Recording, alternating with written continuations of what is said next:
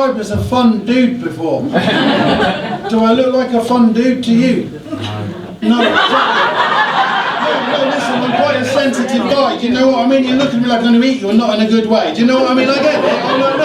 I'm actually very shy. Like in real life, I couldn't just start talking to an attractive woman, you know. It takes a lot of courage for a man like me to put down his binoculars and step out of the bushes, so you're doing alright.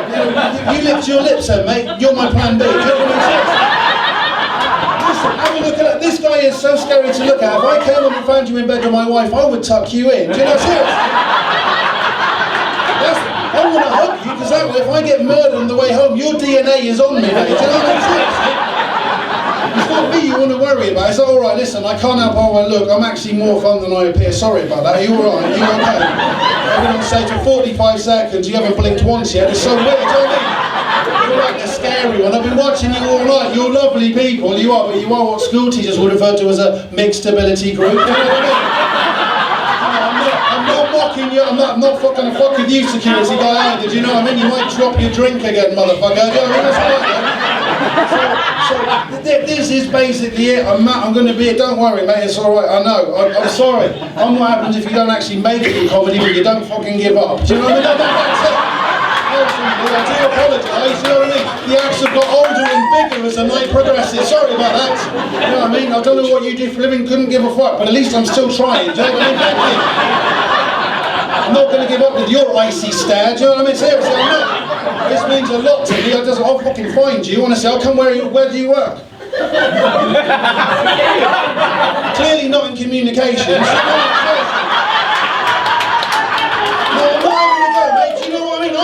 Listen, I'm from Cornwall. In Cornwall, I'm considered to be a very good-looking man.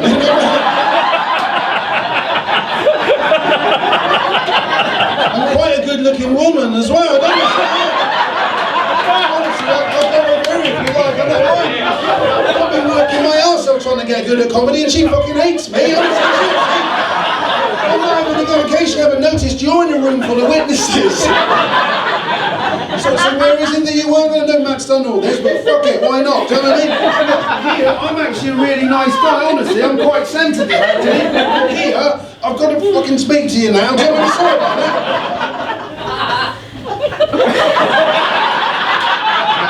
I'm not having a go, was that a difficult question? Do you know what I'm saying? I went in at entry level now in terms of speaking to you, do you know what I mean? But no, you're like, no, it's a really difficult one. Listen, do you want to speak to your friends so you can try and work it out? I'm not bullying you and I'm not having a go. I'm just slightly confused. I walked out and you went, oh fuck, what's that? Do you know what I mean? Seriously, oh, you did.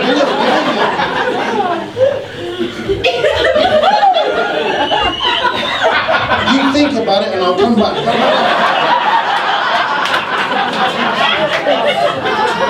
Oh, no, you're nothing to worry about. I'm just asking her what she did for a living. And she's just like, I don't like you. Do you know what I'm saying? Thank you.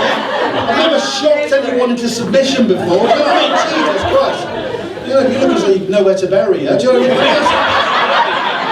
You do. I'm not knocking you for now. You went, yes, I do. Yeah, brilliant. Fantastic.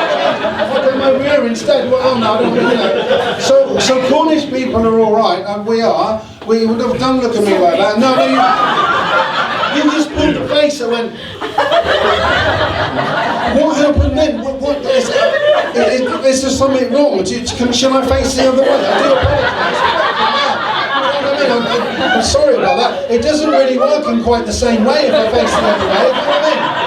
Cornish people are okay, we think differently. I'm filming this for fucking YouTube as well. Do you know what I mean? Sorry, not as sorry as I am, just honestly. It's a night out to you, it was a fucking career, do you know what I mean? It's fine, isn't it? Is it that bad? Is the image that bad? This is me on a good day, seriously. I'm like scrubbed up, mate, do you know what I mean? I tried to sleep. What's wrong with you, my darling? Are you alright? Are you sure? Because you look like I just pissed in your mouth. No, I'm not going to go. Some people are into that. Well, I'm not going to go there, but you just went, I don't know what to do. Like, she doesn't like me, you don't like me, I'm alienating this entire table. You look like a first date that I fucked up, he's mad at me, and you look like you're going to fucking kill me. You know, guys, it's quite tricky. Shall I just go?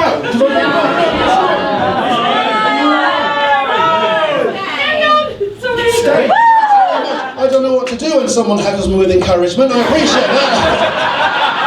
Well, to be honest, I think I will stay. But I just said Cornish people are all right, and you went. And that's not even joking. I haven't told my first joke yet. You know what I mean? I'm doing my best here.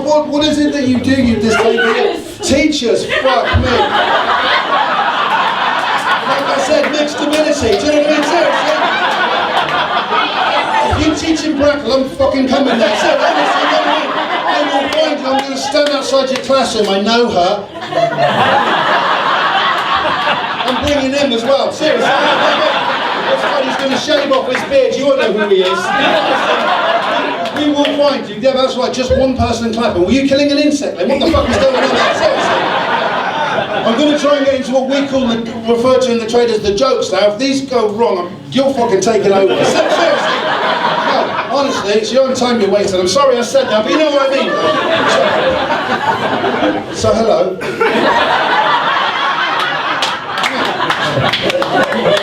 You try improvising when someone doesn't like it. I fucking hated school as well, I really did. I left school when I was 16. I know, but anyway, Cornish people, I can't even look at you, I'm so sorry.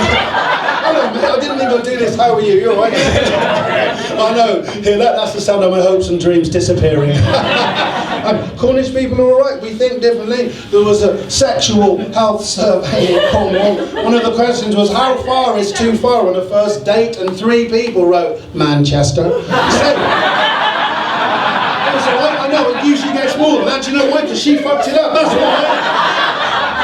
And I mentioned Cornwall and someone will shout out, "Ooh-ah," like that. Just on behalf of my nation, Ooh-ah is Captain Birdseye. Birdseye's from Devon, we don't like those bastards. Are you from Devon? Oh.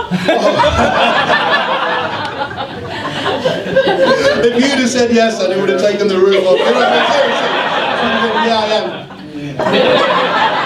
If you want to do the Cornish dialect, all you have to do is speak as quickly as you can in one long, continuous sentence that's followed by a slightly sinister chuckle and a swear word. So, like, if you're going to do the Cornish dialect, all you got to do is speak as quick as you can, one long, continuous sentence just followed by a slightly sinister chuckle and swear word. Bastard! That's how we do it. I spent 5 years of my life working in these horrible sort of dead-end call centre jobs many years ago. I had a guy phone up from Cornwall one day to report a power cut, you know, and some of you might be thinking, oh, they have electricity in the mother country we do. It made me genuinely proud. I said to him, can I take your postcode, please, sir? He said, yeah, mate, it's TR4 4FW. I said, is that S for sugar? No, mate, it's F. For fuck me, I ain't got no electricity. One of the proudest moments in life, that was. I can't help but look at you now, I'm so sorry. No, it's fine. I'm the nicest guy in the fucking world. I'm actually a nice guy. You're nice, I know, but why can't we communicate? You're having your own gig, do you know what I mean? Honestly, it's fine. I don't know what's going on. I don't know, like, what do you teach? I teach primary school. Do you?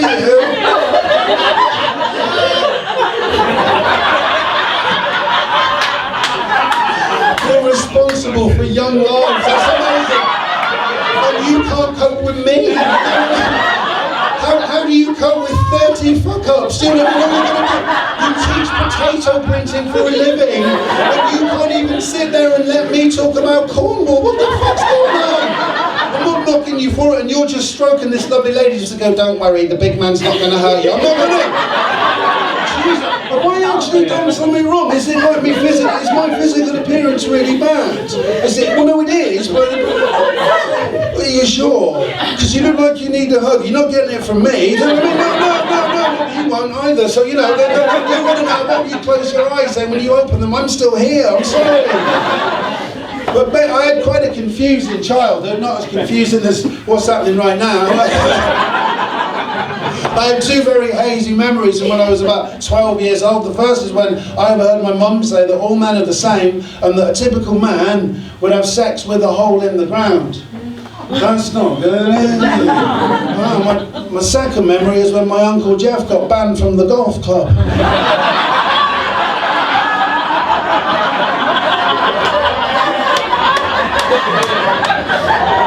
Has everyone got it who's going to get it? Guaranteed all-in-one, do you know what I mean? I get embarrassed talking about sexual stuff. I do. I hate myself. I don't know where to look now. Mate, I'm a middle-aged man. I ejaculate with the prowess of a half-empty soap dispenser. I don't come, I appear. I say it really nicely. The next time you ejaculate, you're going to be thinking of me.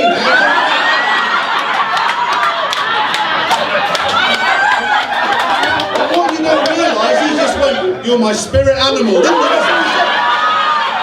he went like that, didn't he? I don't even know what that means. I have no idea. I have absolutely no idea. I'm going to listen. I don't want to speak to anybody ever again. See, there's no point. All I wanted to do was just do my thing, mate. No, it's all right. No, I'm not going to listen. What do you think I can say to you that's going to be any fucking worse than what I said to me? I don't even want to be here now. I used to love this gig. What I do, I'm going to finish. Don't worry, it's fine, isn't it? Fucking hell. My missus is going to say, how did the gig go? I'm going to say, I don't know. I have no idea. I don't know how it's going. Basically, the most middle class thing I've ever done. I'm just checking me time. I'm not middle class. If you are, that's good, right?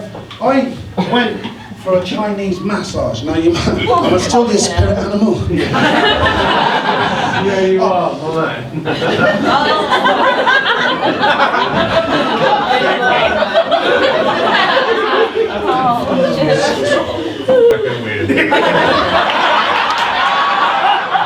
Fucking weird. Mate, this is my office. This is where I work. I don't have a plan B. This is the only thing I have. I walked into the office and someone has just shit on my photocopier. And then gone, you're my spirit animal, yeah. Oh, no, I'm mocking you, mate. I think it's nice to meet you. Good. It sounds it, yeah.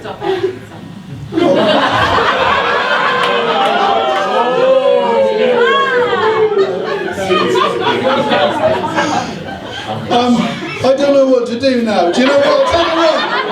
I'm going to tell you what. The boss, mate. Listen, mate. I'm in a relationship. Don't we? I am. You might look at what with the corpse. No, don't.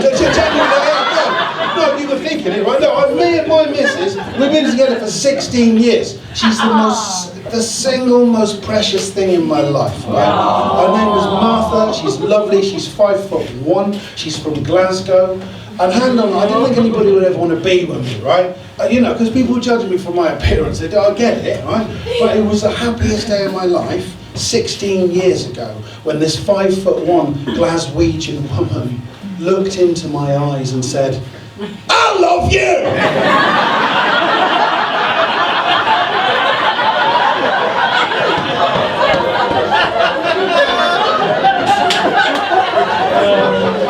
We've been together for 16 years because I'm too scared to leave. And I do worry about her. I just want to worry about her when she's walking home late at night by herself in case she starts a fight with somebody. My favourite thing about her accent, she's a qualified hypnotherapist. I know, right? She tried to hypnotise me, but it didn't work because for some reason I found it really hard to relax. Here's what she said, lie down! At which point, me and our dog both lay down. Lie down, close your eyes, relax, count slowly backwards from 100 to 1. Keep counting, don't move. That's what you say when you're robbing a bank, for goodness sake.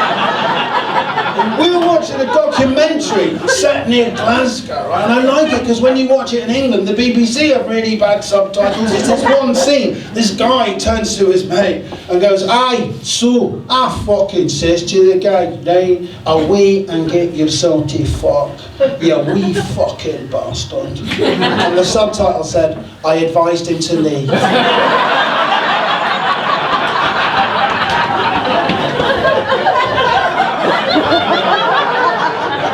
Good luck to you both. You look extremely happy together. And I sense, have you got a spare room? Yeah,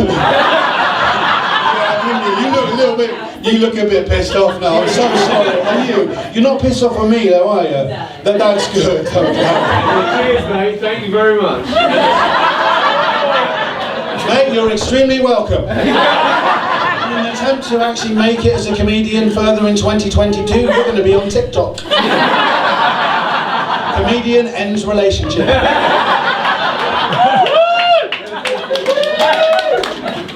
He's my spirit animal.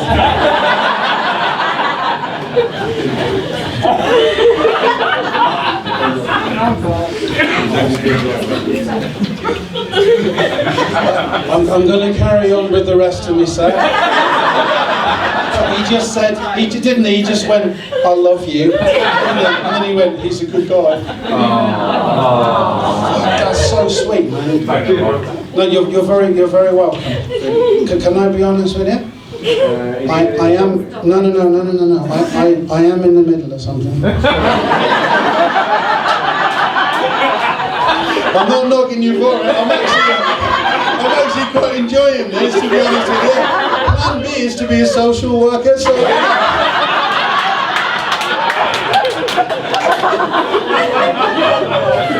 I think I'm doing quite well, do you know what I mean? I'm doing great, thanks very much. Appreciate that. Good, yeah, you stayed silent now, mate, haven't you? Thanks for that. Even the killer knows when to shut the fuck up, you know what I mean? No, you just hang yourself, buddy, you know, quite, innit? I'm a good guy, thanks very much. Saves you a couple of grand. Oh, therapy? Listen, if you want to lie down on the stage, mate, we'll go over childhood right now. No problem at all. So my ex-girlfriend, obviously fictitious ex-girlfriend, but they all break your heart in the end. No, it's all right. Do you know what? I'm just going to plough on. I'm actually going to plough on. I've enjoyed the interaction with you. It's been slightly odd. It's not as easy as it looks, but I'm going to carry on. I actually, do you know, I was talking to Matt, your compere, who was just great, and I love the guy. And he actually said to me, Matt, did you not? He said, oh Matt, are you going to tell the story about the time you performed in a maximum security prison, i.e. Broadmoor, which is just down the road? And I said, yeah, because that was a really, really weird, terrifying experience. But to be honest, you've been in that time. But I went to Broadmoor, and can I tell you about it? Do you know? I did. We did a gig there, because the person who books this gig books the gig in Broadmoor. Do you know what it is? I was just saying stop talking. Oh. I said stop talking. Oh, okay, you did. Okay, good. Right. The problem is I care too much about it. Does that make sense? Other people know this is me time, get fucked. But I'm like, please don't break up. Sorry? She hits you.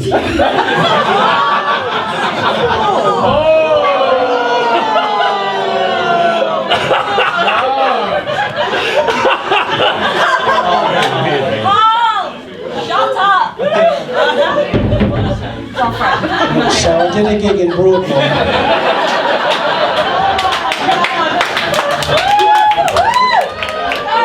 And I was telling myself, don't worry, things will pick up. One day, I'm going to be ending someone's relationship. Which was not my plan. I didn't want to do that. I didn't want to do. You feel better now, don't you? Seriously. Well, please don't break up with him because of me. That's so sad. Sorry? It's not because of me. Simon, I'm a little bit torn now because I want to tell the story about Broadmoor, but I kind of want to get this lady to tell us why she's breaking up with him. Thank you. Listen, I'm going to do it, okay? There's kind of there's a love element to it. No, there is. There's a love element to it. My little missus, this is a serious bit. I wasn't planning on doing this. My little missus, when she was in Glasgow, she got into an altercation with somebody. And so I went to Broadmoor, this is a serious bit, thinking that if I could be in the company of those people, that would make me more of a man, it would justify me to me. I spent the last 10 years interviewing, I'm a full-time comic, but I've been interviewing as a sideline, former gangland criminals about their lives, right? I know a guy called Stabvest Steve from Hertfordshire. Right? November 2013, I phoned up Steve and he said to me, this guy in Turkey threatened me. He said he would send a North London crime family to my storytelling night in Camden to beat me up. So I phoned up Steve and he said to me, well, I can have 20 stone, flat nose, bald-headed geezers at your storytelling night in the next 45 minutes, but I warn you, it might change the ambience.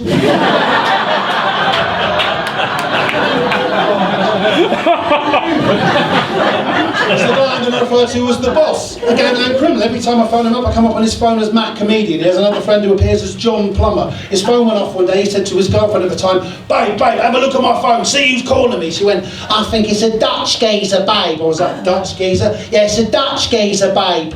Paul Van Driver. So they are...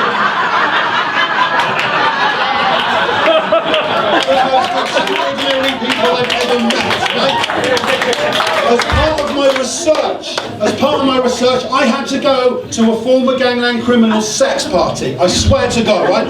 House here, sex dungeon here, I'm stood in the garden here. I've never been to a sex party before. My missus made me go. I was wearing a blue leather jacket. I looked like a bloke from the council, for goodness sake, right? This guy shows up. He's wearing a negligee. He's got his penis in his hand. He's walking down the garden towards the dungeon, just chimping himself off without a care in the world. Now, nobody likes to show up to a party empty-handed, but that's ridiculous.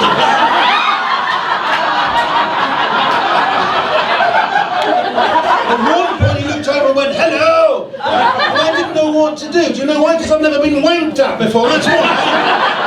Hello, sir, the comedy club. I thought you were rather good. Well, thanks. I know I'm good, but I'm not that good. You know what I mean?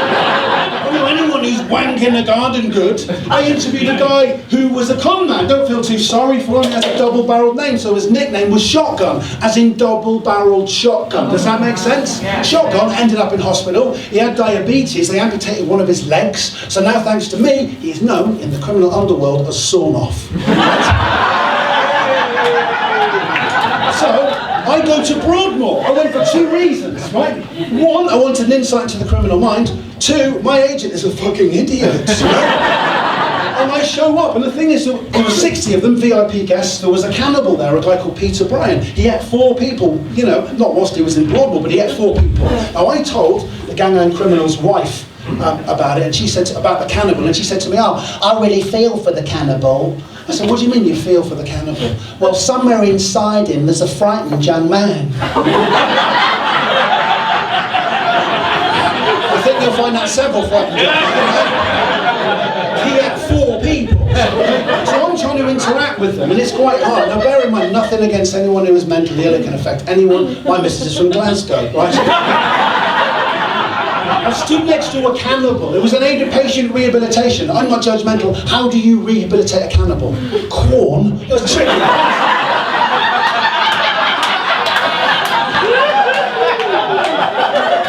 At one point, the woman in charge, she walks behind the curtain. It's gone so badly, she says to me, well, that wasn't very good, was it? You swore too much, it provoked them. And I said, I'm really sorry, I'll try my best. Well, there's no need to swear. I mean, you do know that we could have booked a magician instead of you. Now, I'm in a prison for the criminally insane. What's going to provoke them more? Me saying fuck, or a man sawing a woman in half? You want to provoke them, look at escapologists, is my point, right? And she stood at the back of the room in Broadmoor after I've stood next to a cannibal signalling to me to stop by going like this. And the only entertainment they'd had prior to us being there, of course, is Broadmoor's Got Talent. No, they haven't. They've got a football team, you can Google it. They are known as Manslaughter United, I swear. I've stood next to a cannibal, and it's the single most terrifying experience of my life. And it meant that from then on I was grateful for every audience I've ever met. Me and the missus were very, very happy, because what happened to her was fucking horrible. I'm like, yeah, no, it was. But you can go to Conversations with Criminals to check out my podcast to see that all of this is true. However, right, I've stood next to the cannibal. I can see the outline of this guy.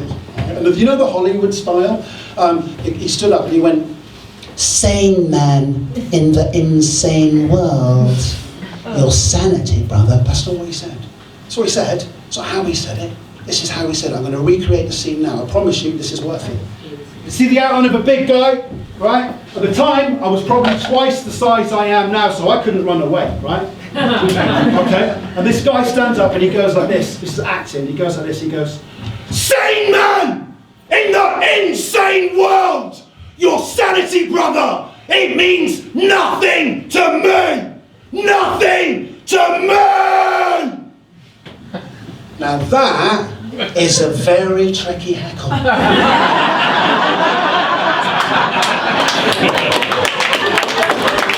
And I had the best heckle ever, as someone in Broadmoor shouted out, "Eat him, Peter." When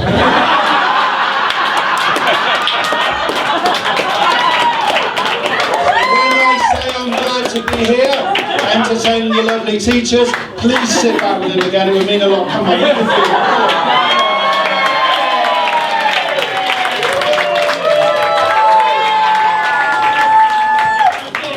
Like I said, social work, my plan B. Ladies and gentlemen, thank you so much.